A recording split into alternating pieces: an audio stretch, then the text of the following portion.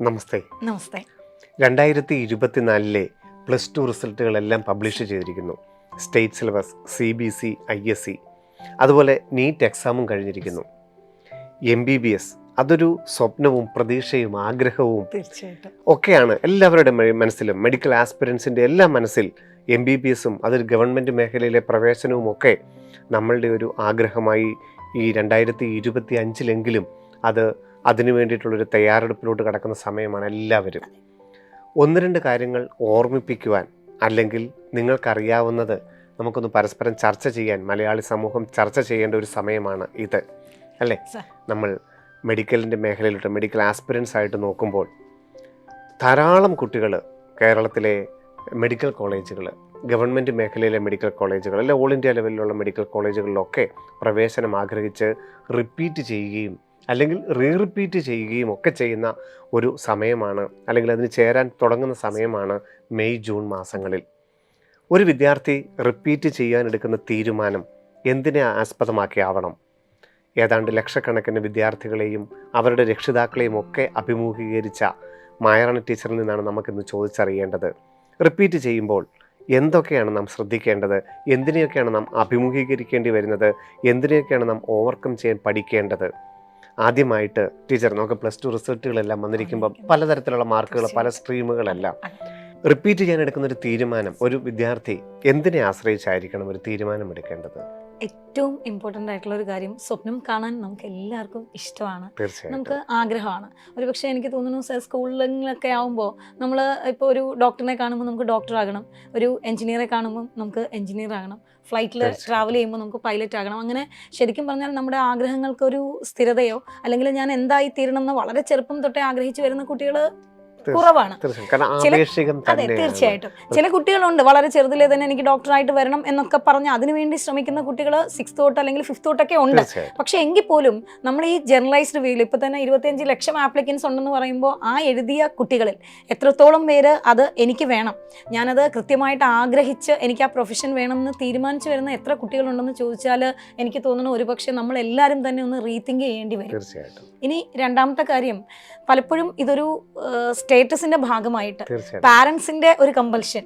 ചിലപ്പോൾ നന്നായിട്ട് വരയ്ക്കാൻ കഴിയുന്ന ഒരു കുട്ടി അത്യാവശ്യം ഒരു 90+ മാർക്ക് നേടിയാൽ ആ ഒരു ആർട്സ് സബ്ജക്റ്റിലേക്കല്ല പോകുന്നത്, സയൻസിലേക്കാണ് പോകുന്നത്. അവിടെ പലപ്പോഴും ഒരു പാരൻസിന്റെ ഒരു ഇന്റർപ്രിട്ടേഷൻ ഉണ്ട്. അത് ഇപ്പോൾ പാരൻസിനെയും കുറ്റമായിട്ടല്ല നമ്മൾ പറയുന്നത്, എങ്കിൽ പോലും നമുക്ക് ഒരു പക്ഷേ നമ്മുടെ കുട്ടിയുടെ ആപ്റ്റിറ്റ്യൂഡ് എന്താണെന്ന് തിരിച്ചറിയാനുള്ള ഒരു സമയമാണ് ഈ ഒരു സമയം. +2 കഴിഞ്ഞ് കുഞ്ഞിനോട് ഏറ്റവും ആദ്യം കുഞ്ഞിൻ്റെ മനസ്സിൽ എന്താണ്, അത് വെറും ഒരു ആഗ്രഹമാണോ? ഈ പറയുന്ന പോലെ ഒരു ഡോക്ടറിനെ കാണുമ്പോൾ നമുക്ക് തോന്നുന്ന ഒരു ഡോക്ടറാകാം കൊള്ളാം എന്ന് തോന്നുന്ന ആഗ്രഹത്തിനപ്പുറം അതിന് വേണ്ടിയിട്ടുള്ള കഷ്ടപ്പാടുകൾ, അത് സഹിക്കാനുള്ള കാലിബർ അവനുണ്ടോ എന്നുള്ളതാണ്. ഇത് ശരിക്കും ഒരു ബ്രെയിൻ കപ്പാസിറ്റിയുടെയോ IQവിൻ്റെയോ മാത്രം ഒരു മാറ്റർ അല്ല, ഹാർഡ് വർക്കിങ്ങിൻ്റെ കാര്യമാണ്. കാരണം ഇത്രയും കുട്ടികൾ കോമ്പീറ്റ് ചെയ്യുന്ന ഒരു എക്സാമിന് ആ കുട്ടി കോമ്പീറ്റ് ചെയ്തൊരു നല്ല മാർക്ക് വാങ്ങിക്കണമെങ്കിൽ അതിന് വേണ്ടിയിട്ടുള്ള തയ്യാറെടുപ്പുകൾ നടത്തുവാനുള്ള ഒരു മാനസിക ശേഷി അല്ലെങ്കിൽ ആ ഒരു മാനസിക വളർച്ച അവന് വേണം. അത് ചില കുട്ടികൾ അങ്ങനെയാണ്, അവർക്ക് ഒരു നന്നായിട്ട് വരയ്ക്കാനാണ് ഇഷ്ടം, അവർക്ക് കുറേ നേരം ഇരുന്ന് പുസ്തകങ്ങളിലൂടെ വായിച്ചു പോയി പുസ്തകങ്ങൾ കാണാപ്പാഠം പഠിക്കാൻ ഇഷ്ടമില്ല.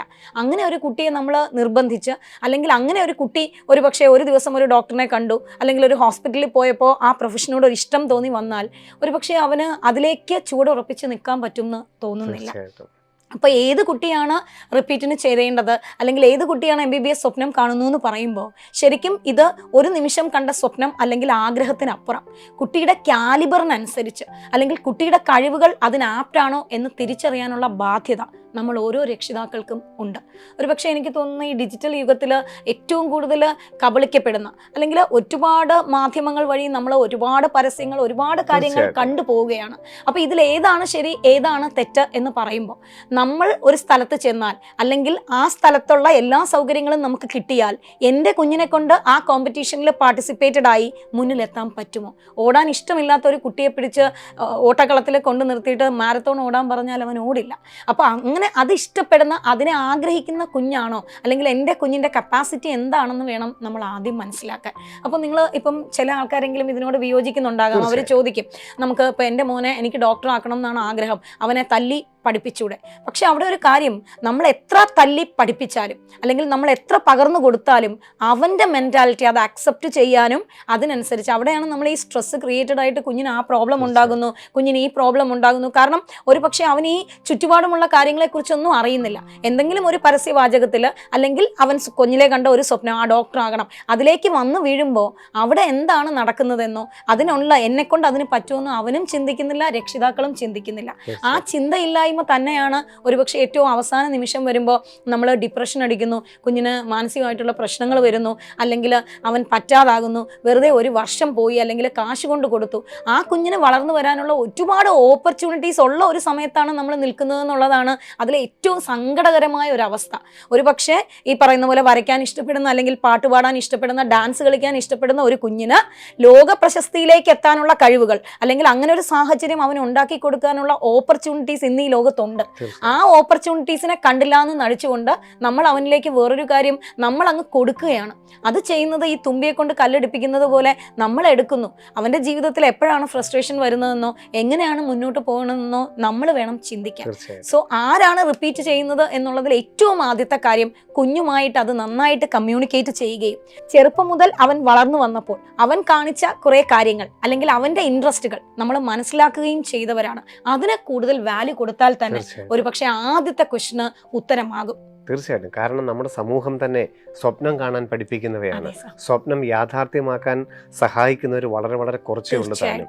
കാരണം നമ്മൾ കാണിക്കുന്ന ഈ കളർഫുൾ ലൈഫുകൾ അല്ലെങ്കിൽ ഈ കൊടുക്കുന്ന പ്രതീക്ഷകൾക്കൊക്കെ നമുക്ക് സാധാരണക്കാരായ ജനങ്ങളോട് മുമ്പ് പറഞ്ഞതുപോലെ തന്നെ എത്രത്തോളം കബളിപ്പിക്കുന്നുണ്ട് എന്നുള്ളതിൻ്റെ വ്യക്തമായ ഉദാഹരണങ്ങൾ നമുക്ക് ധാരാളം ചൂണ്ടിക്കാണിക്കാൻ സാധിക്കും. ഏറ്റവും കുറഞ്ഞ ഒരു കാലയളവിൽ ഞാനൊരു അധ്യാപകൻ്റെ ഒരു വീഡിയോ കണ്ടപ്പോൾ ആ അധ്യാപകൻ പറയുന്നുണ്ട്, ഇപ്പോൾ ബ്രില്യൻറ്റിൻ്റെ കാര്യം തന്നെ അദ്ദേഹം ഉദാഹരണത്തിന് പറയുന്നത്, ബ്രില്യൻറ്റിൽ എന്താണ് ചെയ്യുന്നത്, അവിടെ ഒരു അഡ്മിഷൻ ക്രൈറ്റീരിയ ഉണ്ട്. വളരെ ഉയർന്ന മാർക്കും അല്ലെങ്കിൽ എൻട്രൻസിൻ്റെ മേഖലയിലൊക്കെ നന്നായിട്ട് പരിശീലിച്ച് മാർക്ക് ഒരുവിധം കിട്ടുന്നവരെ വീണ്ടും പരിശീലിപ്പിച്ച് റാങ്ക് മേടിച്ചു കൊടുക്കുന്നു. അതിലെന്താണ് ബ്രില്യൻറ്റിൻ്റെ കഴിവ്? നേരെ മറിച്ച് ഞങ്ങൾ ചെയ്യുന്നത്, അദ്ദേഹം മറ്റൊരു സ്ഥാപനത്തിലാണ്, ഞങ്ങൾ ചെയ്യുന്നത് സാധാരണക്കാരായ വിദ്യാർത്ഥികളെ പഠിപ്പിച്ച് ഞങ്ങൾ അവരുടെ ലക്ഷ്യത്തിലേക്ക് അവരുടെ സ്വപ്നത്തിലേക്ക് എത്തിക്കുന്നു. പക്ഷേ അത് ഏറ്റവും വലിയ കബളിപ്പിക്കലല്ലേ? നമ്മൾ 2024 അല്ലെ കഴിഞ്ഞ 10 വർഷങ്ങളിലെ അല്ലെ കഴിഞ്ഞ 20 വർഷങ്ങളിലെ ഏതൊരു റാങ്ക് ലിസ്റ്റും മെഡിക്കലിൻ്റെ എടുത്ത് നോക്കിക്കോളൂ, 1 or 2 എക്സെപ്ഷൻ, അതായത് ലക്ഷങ്ങളിൽ, ആയിരങ്ങളിലോ 10,000ങ്ങളിലോ അല്ല, ലക്ഷങ്ങളിൽ 1 ആളോ 2 ആളോ ചിലപ്പം എക്സെപ്ഷൻ കണ്ടേക്കാം. അല്ലെങ്കിൽ വളരെ വളരെ ഉയർന്ന ഫീസ് കൊടുത്ത NRI സീറ്റുകളോ ഡീംഡ് കോളേജുകളോ ഫീസുകളൊക്കെ ചിലപ്പോൾ കിട്ടും, തീർച്ചയായിട്ടും കിട്ടും, കിട്ടുകയില്ലെന്നാ പറയുന്നില്ല. പക്ഷേ ഗവൺമെൻറ് മേഖലയിലെ ഒരു സീറ്റാണ് താല്പര്യമെങ്കിൽ എത്രത്തോളം നമുക്ക് നമ്മളുടെ സമയം, വർഷം, അതുപോലെ പൈസ ഇതെല്ലാം നഷ്ടപ്പെടുത്തിക്കൊണ്ട് നിനക്ക് ചെയ്യാൻ സാധിക്കുമെന്ന് പറയുന്നത് ഈ സമൂഹത്തിന് ഏറ്റവും വലിയ കബളിപ്പിക്കലാണ്. കാരണം ഓരോ വർഷത്തെയും റാങ്ക് ലിസ്റ്റുകൾ കൃത്യമായി അപഗ്രഥിച്ച് ഒരു 5 വർഷത്തെയെങ്കിലും റാങ്ക് ലിസ്റ്റ് അപഗ്രഥിച്ച് ഈ ഒരു റേഞ്ചിലുള്ളവരാണ് 90%. അപ്പം ഇതിനനുസരിച്ച് മാർക്കുള്ളവരായിരിക്കണം റിപ്പീറ്റ് ചെയ്യേണ്ടതെന്നാണ് നമ്മൾ പറയുന്നത്. അതാണ് നമ്മളുടെ അഡ്മിഷൻ ക്രൈറ്റീരിയ എന്ന് പറയുന്നത്. ടീച്ചർ ഒരു ക്ലാസ് എടുക്കുമ്പോൾ ഈ മാർക്കിനനുസരിച്ചുള്ളവരാണ്. ഇപ്പോൾ ബ്രില്യൻറ്റിൻ്റെ ഏതൊരു ക്ലാസ്സിൽ ടീച്ചർ ചെന്നാലും ആ 72 പേരിൽ 99% ആ മാർക്കുള്ളവരായിരിക്കും. എന്തായിരിക്കും ഈ ഒരു മാർക്കിൻ്റെ അല്ലെങ്കിൽ +1 +2 പഠിച്ച സമയത്ത് അദ്ദേഹത്തിൻ്റെ ആ കൺസെപ്റ്റ് പഠിച്ചതിനകത്ത് ഇതിനകത്തെ പ്രധാന ഒരു കാര്യം എന്താണ്? എനിക്ക് തോന്നുന്നു ബ്രില്യൻറ്റിനെ കുറിച്ച് ഒരു പക്ഷേ നമ്മൾ ഏറ്റവും കൂടുതൽ കേട്ടിരിക്കുന്ന ഒരു കാര്യം, നമ്മൾ 90% കുട്ടികളെ അല്ലെങ്കിൽ ഏറ്റവും സ്റ്റുഡിയസ് ആയിട്ട് പഠിക്കുന്ന ഏറ്റവും എക്സലൻ്റ് ആയിട്ടുള്ള സ്റ്റുഡൻസിനെ മാത്രം എടുത്ത് പരിശീലിപ്പിക്കുന്നു എന്നുള്ളത് തന്നെയാണ്. അവിടെ ഈ പറയുന്ന പോലെ കണ്ണടച്ച് നമ്മൾ പൂച്ച പാല് കുടിക്കുന്ന പോലെ പലരും കണ്ണടച്ച് നിങ്ങളെ കബളിപ്പിക്കുന്ന ഒരു കാര്യമാണ് നടക്കുന്നത്.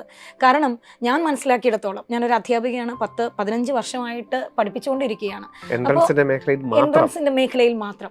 അപ്പോൾ അതിന് പ്രത്യേകിച്ച് പറയാനുള്ള ഒരു കാര്യം, ഒരു കുട്ടി, ആ കുട്ടി ഇപ്പോൾ അവന് കാലിബർ കുറഞ്ഞിട്ടോ ബുദ്ധിയില്ലായ്മ കൊണ്ടോ ഒന്നുമല്ല എങ്കിൽ പോലും +2 സാധാരണ ലെവലിൽ അത്യാവശ്യം പഠിക്കുന്ന ഒരു കുട്ടിക്ക് ഒരു 80-90% മാർക്കൊക്കെ കിട്ടും. ആ കിട്ടുമെന്നിരിക്കെ ഒരു പക്ഷേ കണ്ടിന്യൂസ് ആയിട്ട് പഠിക്കാനുള്ള മടി കൊണ്ടോ ഒരുപാട് സമയം പഠിത്തത്തിലേക്ക് ചെലവഴിക്കാൻ അങ്ങനെ ചില കുട്ടികൾക്ക് അങ്ങനെ കണ്ടിന്യൂസ് ആയിട്ട് ഇരിക്കാൻ പറ്റത്തില്ല. അങ്ങനെ ഇരിക്കാൻ പറ്റാത്തത് കൊണ്ടോ അല്ലെങ്കിൽ മറ്റേതെങ്കിലും വിഷയത്തിൽ ഈ പറയുന്ന പോലെ ആർട്സിലോ ഡാൻസിലോ ഒക്കെ താല്പര്യം കാരണം മാറ്റി വെക്കുന്നതോ കൊണ്ടോ മാത്രമാണ് അവൻ്റെ ഈ മാർക്ക് കുറഞ്ഞത്.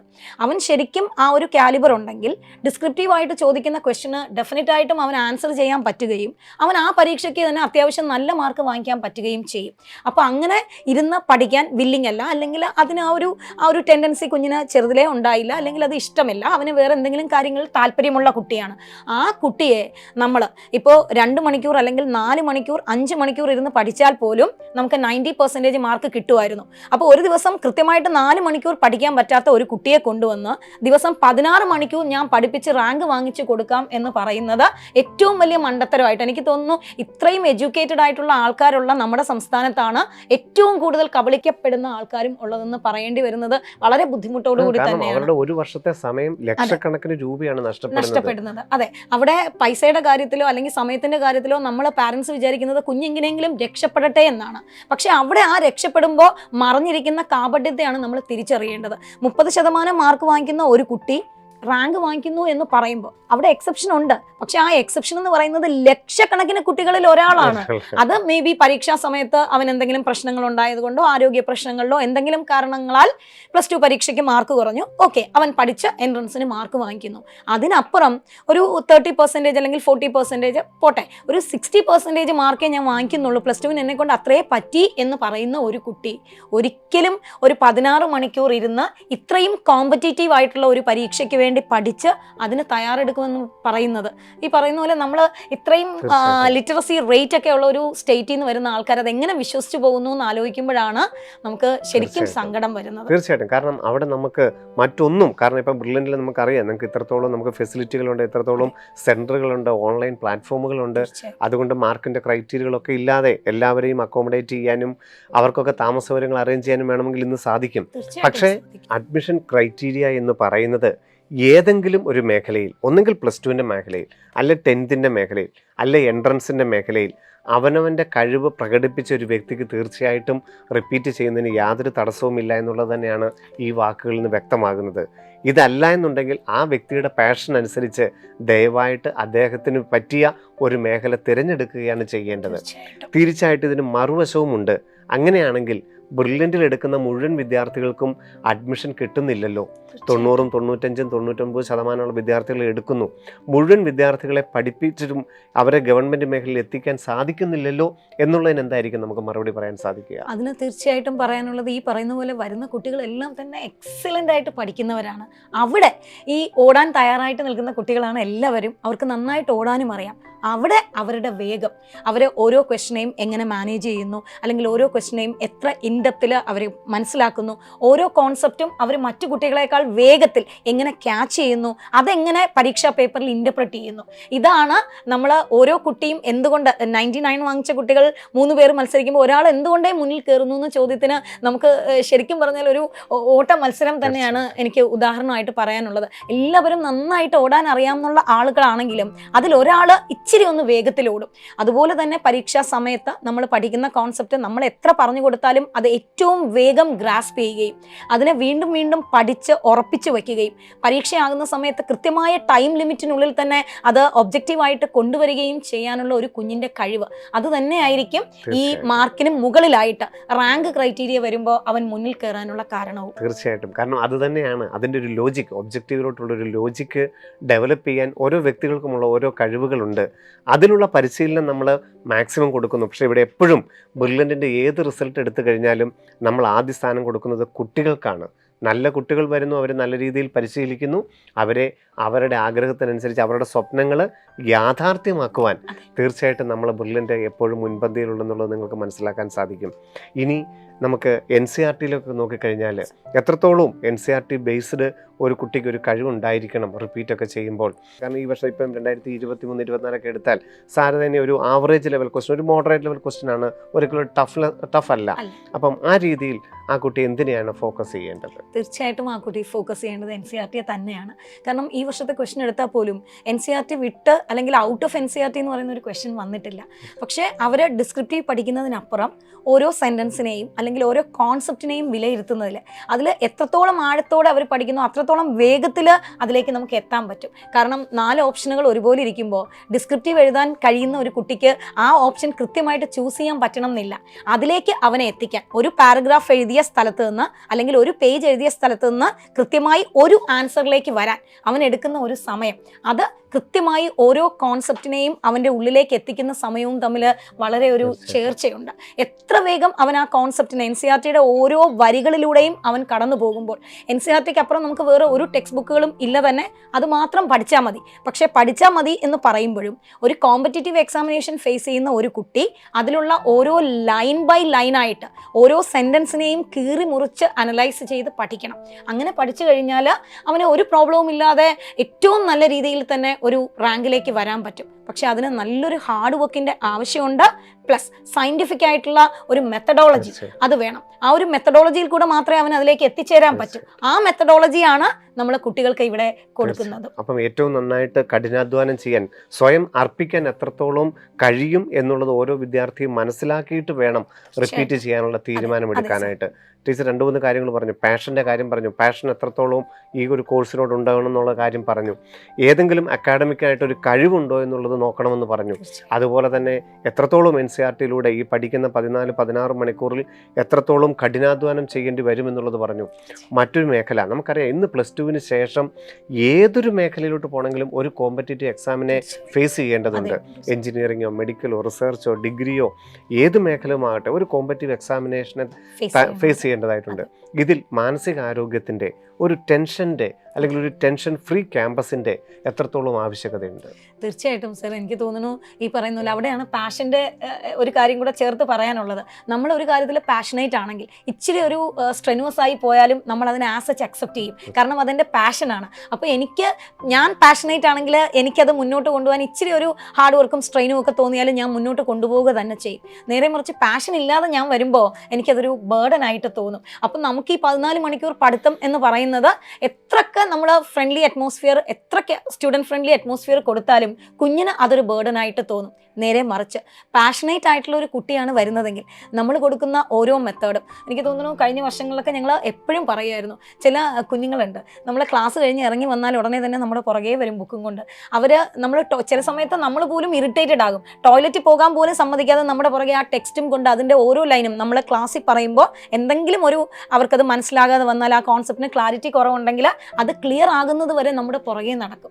അത് ആ കുട്ടി നമ്മുടെ പുറകെ അത്രയും സമയം കൂടെ അവന് വേണമെങ്കിൽ ബാക്കിയുള്ള കുട്ടികളുടെ കൂടെ വർത്താനം പറഞ്ഞിരിക്കാം, അല്ലെങ്കിൽ നമ്മുടെ ക്യാമ്പസിൽ ഇഷ്ടം പോലെ കഫറ്റേരിയാസ് ഉണ്ട്, അവിടെ പോയിരിക്കാം. അങ്ങനെയൊന്നുമല്ല, ആ സമയം കൂടി വർക്ക് ചെയ്ത് എനിക്ക് എത്തേണ്ടടുത്ത് എത്തണം എന്നൊരു ബോധം ആ കുഞ്ഞിനുണ്ട്. അപ്പോൾ ഞാൻ ആദ്യം പറഞ്ഞിടത്ത് തന്നെ വീണ്ടും നിൽക്കുന്നു, കുഞ്ഞിന് ആ ഒരു പാഷൻ ഉണ്ട്, കൃത്യമായിട്ട് വർക്ക് ചെയ്യാൻ തയ്യാറാണെങ്കിൽ നമ്മൾ കൊടുക്കുന്ന ഈ ഒരു അറ്റ്മോസ്ഫിയർ, ഇവിടെ ഈ പറയുന്ന പോലെ ഓരോ കുഞ്ഞിനെയും കൃത്യമായിട്ട് കുഞ്ഞിൻ്റെ കുറവനുസരിച്ച് അല്ലെങ്കിൽ കുഞ്ഞിൻ്റെ ഇഷ്ടത്തിനനുസരിച്ച് മാറ്റിയെടുക്കാനായിട്ട് മെൻറ്റർ സപ്പോർട്ടുകളുണ്ട്.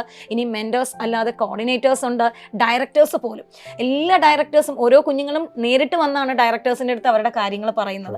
അപ്പോൾ ഏറ്റവും ഫ്രണ്ട്ലി ആയിട്ട് എല്ലാ തലങ്ങളിൽ നിന്നും, ഏറ്റവും ബേസ് ലെവൽ മുതൽ ഏറ്റവും ടോപ്പ് ലെവൽ വരെ കുഞ്ഞ് ഫേസ് ചെയ്യുന്ന കാര്യങ്ങളെല്ലാം കൃത്യമായിട്ട് മനസ്സിലാക്കി, അത് വെറും ഒരു വാക്കിൽ ഒതുങ്ങുന്നതല്ല, മറിച്ച് ഇവിടെ പഠിച്ചിറങ്ങിയ ഓരോ കുട്ടിക്കും കൃത്യമായിട്ട് അത് പറയാൻ കഴിയും. അവരോട് കൃത്യമായിട്ട് അവരുടെ പ്രശ്നങ്ങളിലേക്ക് ഇറങ്ങിച്ചെന്ന് എന്താണ് അതിനൊരു സൊല്യൂഷൻ, ഒരു സെക്കൻഡിലേക്കുള്ള ഒരു സൊല്യൂഷൻ അല്ല, ഒരു അൾട്ടിമേറ്റ് സയൻറ്റിഫിക് സൊല്യൂഷൻ, അത് കൊടുക്കാൻ എപ്പോഴും ബ്രില്യൻ്റെ കൂടെ നിന്നിട്ടുണ്ട്. ഒരു പക്ഷേ ഞങ്ങൾ മെഡിക്കൽ കോളേജുകളിലൊക്കെ പോകുമ്പോൾ ഞങ്ങളുടെ മക്കൾ ഈ പറയുന്ന പോലെ വലിയ ഡോക്ടേഴ്സൊക്കെ ആയിട്ട് ഞങ്ങൾ ബ്രില്യൻ്റിൽ പഠിച്ചതാണ് ടീച്ചർ അവിടെ അല്ലേ എന്ന് ചോദിക്കുന്നിടത്ത് ആ സ്നേഹം ഞങ്ങൾ പലപ്പോഴും തിരിച്ചറിയുന്നുണ്ട്. പിന്നെ നമുക്കറിയാം ഈ എൻട്രൻസിൻ്റെ മേഖല എന്ന് പറയാൻ, പ്രത്യേകിച്ച് നമുക്ക് ബ്രില്യൻ്റിൽ തന്നെ ചെയ്യുന്നത് നമ്മൾ എപ്പോഴും ഞാൻ കണ്ടിട്ടുണ്ട്. കാരണം മലയാളികളിൽ തന്നെ ഏറ്റവും നല്ല ക്രീമായിട്ടുള്ള സ്റ്റുഡൻസിനെ പരസ്പരം മത്സരിച്ച് നല്ലൊരു ആരോഗ്യകരമായ ഒരു മത്സര രീതിയിലൂടെ തന്നെയാണ്, അല്ലെങ്കിൽ അന്തരീക്ഷത്തിലൂടെ തന്നെയാണ് അവരെ ഒരു എക്സാമിലൂടെ എത്തിക്കുന്നത്. കാരണം കൃത്യമായ തിയറി ക്ലാസ്സുകൾ, അതിൻ്റെ വീക്കിലി എക്സാമുകൾ, ചാപ്റ്റർ വൈസ് എക്സാമുകൾ, NCERT ബേസ്ഡ് എക്സാമുകൾ, യൂണിറ്റ് വൈസ് എക്സാമുകൾ, മോഡൽ എക്സാമുകൾ, അങ്ങനെ ഒരു പാറ്റേണിലൂടെ തന്നെയാണ് എത്തിക്കുന്നത്. ഇവിടെ ഈ ഒരു കമ്പാരിസൺ, കുട്ടികൾ തമ്മിലുള്ള ഒരു പരസ്പരമുള്ള കമ്പാരിസൺ അല്ലെ മാർക്ക്, റാങ്ക്, ഇതൊക്കെ എത്രത്തോളം അയാൾ ആദ്യം തന്നെ ഫോക്കസ് ചെയ്യണം? അല്ലെങ്കിൽ അതിലെന്തെങ്കിലും ഒരു അടിസ്ഥാനമുണ്ടോ ഈ ആദ്യം തൊട്ടുള്ള ഈ റാങ്കിൻ്റെയും മാർക്കിൻ്റെയും? തീർച്ചയായിട്ടും അടിസ്ഥാനം ഉണ്ടോ എന്ന് ചോദിച്ചാൽ സാർ, ഇപ്പോൾ നമ്മളിപ്പോൾ സ്കൂളിലൊക്കെ പഠിക്കുന്ന സമയത്ത് നമുക്കൊരു ഓണം എക്സാം വരും. ആ ഓണം എക്സാം കഴിഞ്ഞ് പിന്നെ ഒരു 6 മാസം കഴിഞ്ഞിട്ട് അടുത്ത ക്രിസ്മസ് പരീക്ഷ വരുന്നു. അങ്ങനെയാണ് നമ്മൾ പരീക്ഷ എഴുതിക്കൊണ്ടിരിക്കുന്നത്. പക്ഷേ ബ്രില്യൻറ്റിലേക്ക് വരുമ്പോൾ ബ്രില്യൻറ്റിൻ്റെ ഏറ്റവും വലിയ നേട്ടവും അതുതന്നെയാണ്. നമ്മൾ ഫിസിക്സ് ആയാലും കെമിസ്ട്രി ആയാലും ബോട്ടണി ആയാലും സുവോളജി ആയാലും ഒരു ചാപ്റ്റർ പഠിച്ചു കഴിഞ്ഞാൽ അപ്പം തന്നെ നമ്മൾ ചെയ്യുന്നത് പരീക്ഷ ഇടുന്നു എന്നുള്ളതാണ്. അത് കൃത്യമായിട്ട് ആദ്യത്തെ പരീക്ഷയല്ലേ, കുറച്ച് എളുപ്പത്തിലിടാം, അല്ലെങ്കിൽ വേറെ പാറ്റേൺ, അങ്ങനെയൊന്നുമില്ല. ഫസ്റ്റ് പരീക്ഷ മുതൽ തന്നെ നീറ്റിൻ്റെ അതേ പാറ്റേണിലുള്ള ക്വസ്റ്റ്യൻസ് ആണ് ആ കുട്ടി ഫേസ് ചെയ്യുന്നത്. അപ്പോൾ ഒന്നാമത്തെ പരീക്ഷ, ആദ്യത്തെ പരീക്ഷ എഴുതുമ്പോൾ തന്നെ ആ സബ്ജക്റ്റ് ആ ക്ലാസ്സിൽ അത്രയും ശ്രദ്ധിച്ചാൽ മതിയോ, അല്ലെങ്കിൽ ആ പഠിപ്പിച്ച കാര്യം ഞാൻ ഇത്രയും സമയം വീട്ടിലിരുന്ന് പഠിച്ചാൽ മതിയോ, ഇനിയും കുറച്ചുകൂടെ ഞാൻ വർക്ക് ചെയ്യണോ, അല്ലെങ്കിൽ എൻ്റെ ക്ലാസ്സിൽ എൻ്റെ കൂടെയുള്ള ഒരു കുട്ടി ഇത്രയും മാർക്ക് വാങ്ങിച്ചു, അപ്പോൾ അവളും എന്നെപ്പോലെ ക്ലാസ്സിലിരുന്ന് കേട്ടതാണ്, പക്ഷേ എന്തുകൊണ്ട് അവൾ കൂടുതൽ വാങ്ങിച്ചു അല്ലെങ്കിൽ അവൻ കൂടുതൽ വാങ്ങിച്ചു, അപ്പോൾ എൻ്റെ ഇഫേർട്ട്, ഞാൻ എടുത്ത ഇഫേർട്ട് കുറവാണ്, ഞാൻ അതിൽ എന്തൊക്കെ ചെയ്യാം. അങ്ങനെ ഓരോ പ്രാവശ്യവും, ശരിക്കും പറഞ്ഞാൽ ഓരോ ആഴ്ചയും അവർ ഇമ്പ്രൂവ് ചെയ്തുകൊണ്ടിരിക്കുകയാണ്. ഈ പ്രോസസ്സ് എന്ന് പറയുന്നത് ഒരു ഒറ്റയടിക്ക് ഒരു ദിവസം രാവിലെ വന്ന് നമുക്ക് 720 വാങ്ങിച്ചിട്ട് പോകാം എന്ന് പറയുന്ന മണ്ടത്തരം ഒരിക്കലും ഞങ്ങൾ ബ്രില്യൻ്റ് എന്ന് പറയില്ല. അപ്പോൾ ഞങ്ങൾ പറയുന്നത് ഇതൊരു 1 year പ്രോസസ്സ് എന്ന് പറയുന്നത് അത് കൃത്യമായിട്ട് സയൻറ്റിഫിക് പ്രോസസ്സാണ്. ഫസ്റ്റ് ഡേ ഓൺവേർഡ്സ്, ഞാൻ ഈ പറഞ്ഞ പോലെ ആദ്യത്തെ തിങ്കളാഴ്ച പരീക്ഷ വരുന്നു, ആ തിങ്കളാഴ്ച ആ വീക്കിൽ പഠിപ്പിച്ച കോൺസെപ്റ്റുകളെല്ലാം ചേർത്തൊരു പരീക്ഷ, അതും നീറ്റ് മോഡലിൽ. അപ്പോൾ കുട്ടിക്ക് തന്നെ ഒരു സെൽഫ് അനാലിസിസ്. പിന്നെ അതിലും ഏറ്റവും ഇമ്പോർട്ടൻ്റ് ആയിട്ട് പറയാനുള്ളത്, ഇവിടെ പഠിച്ച ഒരു കുഞ്ഞ് തന്നെ എന്നോട് പറഞ്ഞതാണ്, ആ ഫസ്റ്റ് എക്സാം തൊട്ട് എക്സാം കഴിയുന്നതിൻ്റെ അന്ന് തന്നെ ഡയറക്ടേഴ്സും കോർഡിനേറ്റേഴ്സും എത്തി അവർക്ക് ആ റിസൾട്ട് ഇവാലുവേഷൻ നടത്തി നല്ല മാർക്ക് വാങ്ങിക്കുന്ന കുട്ടികൾക്ക് ക്യാഷ് പ്രൈസ് കൊടുക്കുന്നു. അവിടെ ക്യാഷ് കിട്ടുന്നു എന്നുള്ളതല്ല, മറിച്ച് ഫസ്റ്റിലെ തന്നെ ഞാൻ ഓക്കെയാണ്, ഞാൻ ഇങ്ങനെ തന്നെ പോകണം എന്നുള്ളൊരു ബോധം ആ കുഞ്ഞിന് ഒരിക്കലും അത് തളരാതെ മുന്നോട്ട് പോകാൻ അവനെ സഹായിക്കും. ഇനി ഏതെങ്കിലും ഒരു കാരണവശാൽ, ഇപ്പോൾ ഞാൻ ഈ പറഞ്ഞ പോലെ കഴിഞ്ഞ 12 വർഷവും ഡിസ്ക്രിപ്റ്റീവ് മോഡലിൽ പഠിച്ചു വന്ന ഒരു കുട്ടിക്ക് ഒബ്ജക്റ്റീവിലേക്ക് എത്തുമ്പോഴുള്ള ഒരു ചെറിയ ആ ഒരു ട്രാൻസിഷൻ ഫേസിൻ്റെ ഒരു ഡിഫിക്കൽറ്റി ഉണ്ടാകും. അത് എങ്ങനെ ഓവർകം ചെയ്യാം, എന്തുകൊണ്ടാണ് എനിക്ക് അത്രയും ചെയ്യാൻ പറ്റാത്തതെന്ന് അവനെ ചിന്തിപ്പിക്കാൻ നമ്മുടെ പരീക്ഷകൾ തീർച്ചയായിട്ടും, അത് ഏറ്റവും സയൻറ്റിഫിക് ആയിട്ട് നമ്മൾ ചെയ്യുന്ന വൺ ഓഫ് ദ തിങ് എന്ന് പറയുന്നത് നമ്മുടെ പരീക്ഷകൾ തന്നെയാണ്. ഇവിടെ പഠിച്ചു പോയി മെഡിക്കൽ കോളേജിൽ ഇപ്പോൾ ഇരിക്കുന്ന മെജോറിറ്റി ഡോക്ടേഴ്സും പറയുന്നത് നമ്മുടെ എക്സാം പാറ്റേൺ, ആ രീതികളെക്കുറിച്ചും ആ ക്വസ്റ്റ്യനുകളെ കുറിച്ചുമാണ്. അതുകൊണ്ടാണ് ഒരു പക്ഷേ ഫൈനൽ എക്സാം വരുമ്പോൾ ബ്രില്യൻറ്റിൻ്റെ മറ്റൊരു മോഡൽ എക്സാം ആണ് ഇത് എന്ന് അവർക്ക് തോന്നുന്നത്. തീർച്ചയായിട്ടും NCERT-യിലൂടെ കൃത്യമായ ഒരു സ്റ്റഡി പ്ലാനിലൂടെ തന്നെയാണ് നമ്മുടെ വിദ്യാർത്ഥികൾ കടന്നു പോകുന്നത്. കാരണം തിയറി ക്ലാസ്സുകൾ മുഴുവൻ എല്ലാം റെഗുലറായിട്ടുള്ള ക്ലാസ്സുകളിലൂടെ തന്നെ, അതിന് എക്സാമുകളിലൂടെ, മോഡൽ എക്സാമുകളിലൂടെ. അപ്പം ഒരു ചാപ്റ്റർ തന്നെ ഒരു വിദ്യാർത്ഥിക്ക് എത്രയോ പ്രാവശ്യമാണ് റിവൈസ് ചെയ്ത് അതിനകത്ത് എല്ലാ പോയിന്റുകളും മനസ്സിലാക്കി തന്നെ നീറ്റ് എക്സാം ഹാളിലോട്ട് കടക്കാനായിട്ട് സാധിക്കുന്നത്. സാധാരണക്കാരായ കുട്ടികളെ സ്വപ്നം കാണിക്കാൻ പഠിപ്പിക്കുന്നു എന്ന് പറയുന്നതിനപ്പുറത്ത് അക്കാഡമിക്കായിട്ട് കൃത്യമായി നല്ല സിസ്റ്റമാറ്റിക്കായിട്ട് പഠിച്ചു വരികയും കൺസെപ്റ്റ് അറിയുകയും ചെയ്തു കഴിഞ്ഞാൽ നമുക്ക് തീർച്ചയായിട്ടും ഒരു പരിശീലന പദ്ധതിയിലൂടെ അയാളുടെ സ്വപ്നം യാഥാർത്ഥ്യമാക്കാനായിട്ട് നമുക്ക് സാധിക്കുന്നുണ്ട്. അങ്ങനെയാണെങ്കിൽ ഈ റിപ്പീറ്റേഴ്സിന് കൊടുക്കുന്ന ഒരു സ്റ്റഡി പ്ലാൻ, ഇപ്പോൾ തിയറി ക്ലാസ്സുകൾ, മോഡൽ എക്സാമുകൾ, എന്തായിരിക്കും ഒരു സ്റ്റഡി പ്ലാൻ ഒരു വർഷത്തെ? നമ്മൾ ജൂണിൽ ക്ലാസ് തുടങ്ങിക്കഴിഞ്ഞാൽ ഒരു ഡിസംബർ അവസാനം കൊണ്ട് തന്നെ നമ്മൾ ക്ലാസ്സുകളെല്ലാം, തിയറി എല്ലാം തീർക്കും. അത്രയും കൃത്യമായിട്ടാണ് നമ്മുടെ ടൈം ടേബിൾ സിസ്റ്റം പോകുന്നത്. അപ്പോൾ അത് കഴിഞ്ഞാൽ ഉടനെ തന്നെ പിന്നെ നമ്മൾ കടക്കുന്നത് മോഡൽ എക്സാമുകളിലേക്കാണ്. അപ്പോൾ അതുവരെ ഈ പറയുന്ന പോലെ ഓരോ ചാപ്റ്ററിലും അവർ പരീക്ഷ എഴുതിയിട്ടുണ്ടെങ്കിലും മോഡൽ എക്സാം വരുമ്പോൾ ഇൻഡിവിജ്വൽ ചാപ്റ്ററുകൾ, പിന്നെ അത് കഴിയുമ്പോൾ നമ്മൾ അത് കമ്പൈൻ ചെയ്തിട്ട് യൂണിറ്റ് എക്സാമുകൾ, പിന്നെ കമ്പൈൻഡ് മോഡൽ എക്സാം, പിന്നെ നീറ്റ് മോഡൽ എക്സാം, ഇങ്ങനെ ഡിഫറെൻറ്റ് പാറ്റേൺസ് ഓഫ് എക്സാമിലൂടെയാണ് അവർ പിന്നെ ജാനുവരി തൊട്ട്, അതായത് ശരിക്കും പറഞ്ഞാൽ ഫെബ്രുവരി, മാർച്ച്, ഏപ്രിൽ, ഏകദേശം ഒരു 4 മാസത്തോളം ഈ പരീക്ഷകളിലൂടെ മാത്രമാണ് അവർ കടന്നു പോകുന്നത്. സോ പകുതി ഒരു 6 മാസം തിയറി ക്ലാസ്സും ബാക്കി 6 മാസം ഈ പറയുന്നത് പോലെ എക്സാമുകളിലൂടെയും കടന്നു പോയാണ് അവർ അവരുടെ സ്വപ്നത്തിലേക്ക് എത്തുന്നത്. അപ്പോൾ അവർ ക്ലാസ്സിലിരുന്ന് എന്താണോ പഠിക്കുന്നത് അത് മോഡൽ എക്സാമുകളിലൂടെ വീണ്ടും വീണ്ടും പ്രാക്ടീസ് ചെയ്ത് എന്തെങ്കിലും കുറവുകളുണ്ടെങ്കിൽ അതെല്ലാം റെക്ടിഫൈ ചെയ്ത് മനസ്സിൽ ഉറപ്പിച്ചിട്ടാണ് അവർ ശരിക്കും ഒറിജിനൽ നീറ്റ് എക്സാമിന് പോകുന്നത്. അപ്പോൾ ഒരു കുട്ടിയെ സംബന്ധിച്ചിടത്തോളം എത്രയോ പ്രാവശ്യം കേട്ട കോൺസെപ്റ്റുകൾ, അല്ലെങ്കിൽ എത്രയോ പ്രാവശ്യം അവൻ മനസ്സിലാക്കിയ കോൺസെപ്റ്റുകൾ, എത്രയോ പ്രാവശ്യം ചെയ്ത ക്വസ്റ്റ്യനുകളാണ് വീണ്ടും വീണ്ടും ചെയ്യുന്നത്. അത് എത്ര ആപ്ലിക്കൻസ് ഉണ്ടെങ്കിലും അവരുടെ ഇടയിൽ എന്തുകൊണ്ട് ബ്രില്യൻ സ്റ്റുഡൻസ് 90% കേരളത്തിൽ നിന്ന് ബ്രില്യൻ സ്റ്റുഡൻസ് വരുന്നു എന്നുള്ളതിന് ആൻസറും അത് തന്നെയാണ്. കൃത്യമായ പാറ്റേൺ പാറ്റേണിലൂടെയാണ് അവർ പഠിച്ചു വന്നിരിക്കുന്നത്. അപ്പോൾ അവർ ഓരോ കോൺസെപ്റ്റിനെയും എത്രയോ വട്ടം കണ്ടും കേട്ടും അനലൈസ് ചെയ്തും പഠിച്ചവരായതുകൊണ്ട് അവർക്ക് ഒരിക്കലും ഒരു ടോപ്പിക് അല്ലെങ്കിൽ ഒരു കോൺസെപ്റ്റ് കാണുമ്പോൾ ഒരു ഫെമിലിയർ അല്ല എന്നൊരു തോന്നലില്ല. കാരണം ആ ക്ലാസ്സിലിരിക്കുന്ന 72 പേരും ഏതാണ്ട് ഒരേ ലെവലിൽ ഇരിക്കുമ്പോൾ അതാണ് ഏറ്റവും വലിയൊരു ബെറ്റർ എന്ന് പറയുന്നത്. കാരണം അവരെല്ലാം തന്നെ ഏതാണ്ടെങ്കിലും അക്കാഡമിക് നിലവാരം ഒരേ നിലവാരത്തിലിരിക്കുന്ന കുട്ടികളുടെ ഏറ്റവും വലിയൊരു ഗുണവും അത് തന്നെയാണ്. അവർക്ക് പരസ്പരം കോമ്പറ്റ് ചെയ്യാനുള്ള ഒരു പ്ലാറ്റ്ഫോം ഈക്വൽ ആയിട്ട് കിട്ടുന്നു എന്ന് പറയുന്നത്. അപ്പം അതും ഒരു വളരെ ഹെൽത്തി കോമ്പറ്റീഷൻ ആണ്. ഏറ്റവും നമുക്കൊരു ഹെൽത്തി കോമ്പറ്റീഷൻ എപ്പോഴും വേണം. അത് വേറൊരാളിനെ തോൽപ്പിക്കാനല്ല, മറിച്ച് നമ്മുടെ മുൻപിൽ ഒരാൾ ഓടുമ്പോഴേ നമ്മുടെ സ്ഥാനം എന്താണെന്ന് നമുക്ക് മനസ്സിലാക്കാൻ പറ്റും. നമ്മൾ തന്നെ എപ്പോഴും വേഗത്തിൽ ഓടുന്നു അല്ലെങ്കിൽ എനിക്ക് പറ്റും എന്നൊരു ചിന്ത വന്നു കഴിഞ്ഞാൽ നമുക്ക് പിന്നെ ഫർദർ മുന്നോട്ട് പോകാൻ പറ്റില്ല. അപ്പം നമുക്ക് എപ്പോഴും ഓടിക്കൊണ്ടിരിക്കണം. അതിനുവേണ്ടി ആരെങ്കിലും ഒക്കെ നമ്മുടെ കൂടെ ഓടുന്നു അല്ലെങ്കിൽ നമുക്ക് കോമ്പീറ്റ് ചെയ്യാൻ ഒരാൾ വേണം എന്നൊരു തോന്നൽ മനുഷ്യന് എപ്പോഴും വേണം. എല്ലാ കാര്യത്തിലും അത് വേണം. അത് ഏറ്റവും ഹെൽത്തിയർ ആയിട്ട് പ്രൊവൈഡ് ചെയ്തുകൊണ്ട് കുഞ്ഞുങ്ങൾക്ക് സാർ പറഞ്ഞ പോലെ തന്നെ സ്വപ്നം കാണാൻ എല്ലാവർക്കും പറ്റും. പക്ഷെ അതെങ്ങനെ അച്ചീവ് ചെയ്യിപ്പിക്കാം അത് മാത്രമാണ് ബ്രില്യൻറ്റ് നമ്മൾ നോക്കുന്നത്. തീർച്ചയായിട്ടും. സോ ഈ വർഷവും ബ്രില്യൻറ്റ് സ്റ്റഡി സെൻറ്റർ റെഡി ആയിട്ടിരിക്കുവാണ്. ഞങ്ങൾ വരുന്ന പുതിയ മക്കളെ കാത്ത് അടുത്ത വർഷം ഇതിനേക്കാളും വലിയൊരു റിസൾട്ടിനായി ഞങ്ങളിത് ഇപ്പോഴേ എല്ലാ ഒരുക്കങ്ങളും പൂർത്തിയാക്കിയിരിക്കുന്നു. ഞങ്ങളുടെ കുഞ്ഞുങ്ങളെയും കാത്ത് ഒരു കുടുംബം തന്നെ കാത്തിരിക്കുന്നു. അപ്പോൾ വീണ്ടും കാണാം. നന്ദി, നമസ്കാരം. എൻട്രൻസ് സംബന്ധമായ വാർത്തകളും അപ്ഡേഷനുകളും ഏറ്റവും വേഗം ആധികാരികമായി അറിയാൻ ബ്രില്യൻറ്റ് സ്റ്റഡി സെന്റർ പാല യൂട്യൂബ് ചാനൽ സബ്സ്ക്രൈബ് ചെയ്യുക. ബെൽ ഐക്കൺ അമർത്തുക. ഈ വീഡിയോ മറ്റ് സുഹൃത്തുക്കളിലേക്കും ഷെയർ ചെയ്ത് നൽകുക.